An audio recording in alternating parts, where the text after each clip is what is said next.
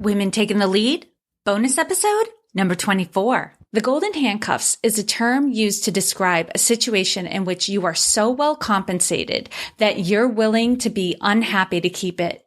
I was appreciated, respected, and well paid in my current job. The only problem was that I wasn't satisfied or fulfilled in my job, and I wanted to be a professional coach. Hello, my name is Jody Flynn and welcome to Women Taking the Lead, where we are all about creating blasts of inspiration to help you overcome self-doubt so you can lead with confidence, integrity, and a sense of humor. Head over to womentakingthelead.com to join the community and get the resources to support you on your leadership journey. Now, your future awaits, so let's get started. Hello, everyone, and thank you for listening into this bonus episode. Things are getting very exciting and very hectic around here as I put the finishing touches on my book and all the supporting materials that will go along with it. I recently stopped referring to a working title and have said the title with confidence several times, so I feel great to finally share it with you. The title of my book is Accomplished: How to Go from Dreaming to Doing. Do you love it? I love it. I'm getting so excited to release it and share it with the world. I can't even express it. And to help promote the book, I'll be offering it for free for the first several days. If you want me to notify you when the book is live in Amazon, send an email today to Jody, Jodi, at womentakingthelead.com and put "I want the book" in the subject line. You'll get a grateful email from me the day the book is live, and you'll be able to snag a copy while the book is being offered for free. This episode is a little bit longer than usual, but I've got a story to share, and this is actually an excerpt right from a chapter of the book, and it starts with this quote from an unknown source. "When the why is clear, the how is easy. When I was a young girl, I knew in my gut that God had put me on the earth to do something special. I heard the Bible stories, and I knew that someday I would have a dream in which God or an angel would speak to me and tell me what my special mission was. These were the stories I grew up with. The Old Testament is full of them. God was constantly talking to people, and I couldn't wait. And then, as I got older, another element of these stories appeared. These stories didn't always have a happy ending. In fact, the ones who didn't die a horrible death usually didn't live a great life either. Poor Moses was kept out of the promised land after all he went through. Being called on by God didn't seem so great anymore, and I prayed one night for God not to call on me. I asked to live an ordinary life, or I should say, I asked to be allowed to live an ordinary life. And for a time, I had my way. My life was an ordinary life, and I did ordinary things. In college and throughout my 20s, I envied those people who knew exactly what they were meant to be doing. All the while, I still had this growing feeling in me that I was meant for more, that I should be doing more, and that I was throwing my life away to live an ordinary existence. This feeling began to plague me after I received my final promotion in my corporate job. I started in mutual fund operations in June of 2000, and by December of 2005, I was offered my 5th promotion as the Assistant Vice President of Corporate Quality. I was shocked and overjoyed to be trusted so much, and a little nervous for the upcoming changes and added responsibilities. I went at this new role with gusto. I was determined to prove that it was not a mistake and the right person had been chosen for the job. After 6 to 9 months of furious activity, everything started to settle down, and I was left with a lot of time to think. I considered the lifestyle of those above me. The vice presidents of my company were working long hours.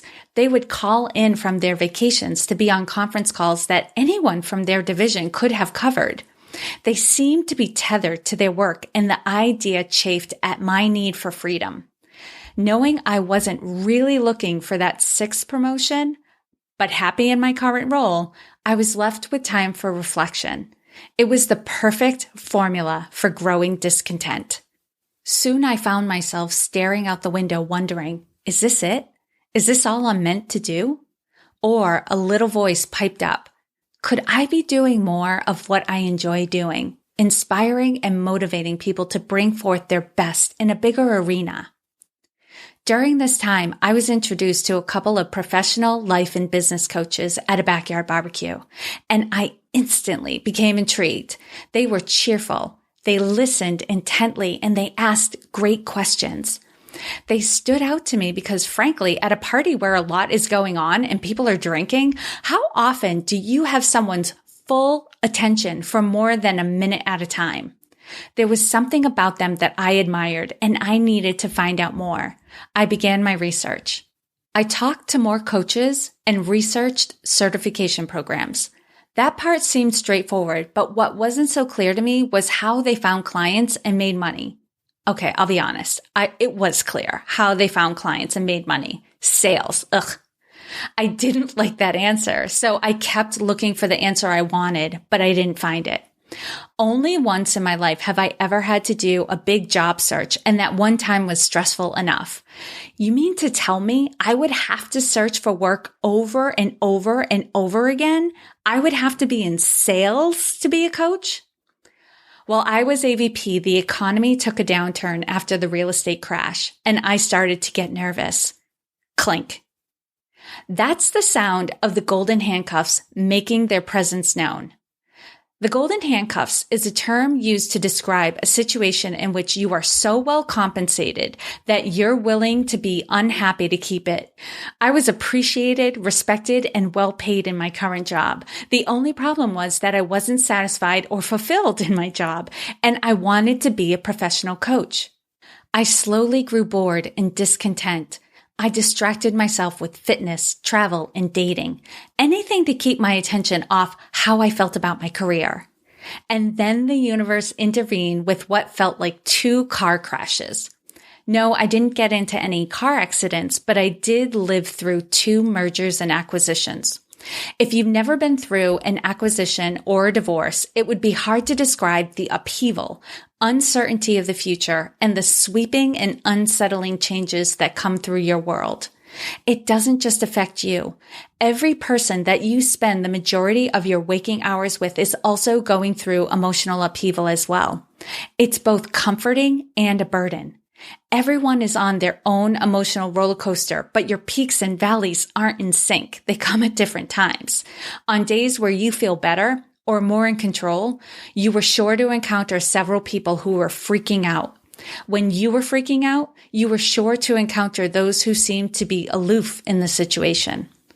We were all in it together, but we were not having the same experience at the same time. During this crazy time, someone recommended to me Eckhart Tolle's book, A New Earth. Right from the beginning, this book gripped me. The story of how flowers evolved, an analogy of the awakening of a whole new level of human consciousness, was that dream from God that I imagined I would have as a child. I wasn't sleeping, but the message was clear.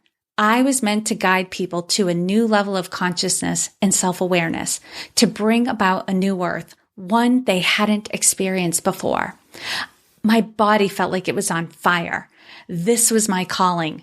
I didn't know exactly what it was going to look like, but I was certain I could no longer settle for the half-life that I was currently living. I did what I would ask any of my clients to do. I took those first few baby steps. Now it's your turn to consider your life purpose.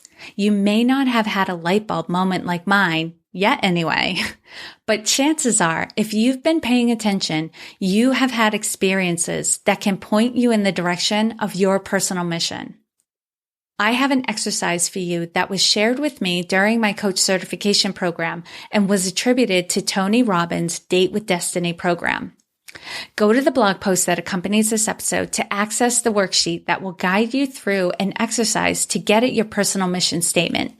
I'll email you the worksheet, you do the exercise, and a couple days later, I'll email you my own personal mission statement and the mission statement of Women Taking the Lead.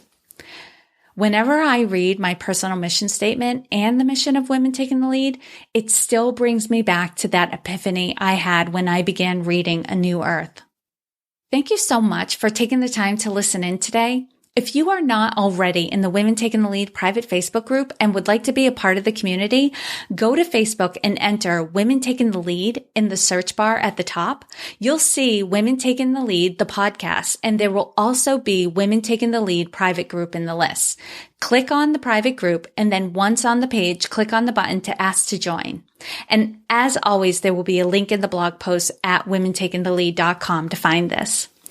And don't forget to email me at Jodi, Jodi, at womentakingthelead.com and put I want the book in the subject line to get a notification when my book, Accomplished, How to Go From Dreaming to Doing, goes live and is free in Amazon.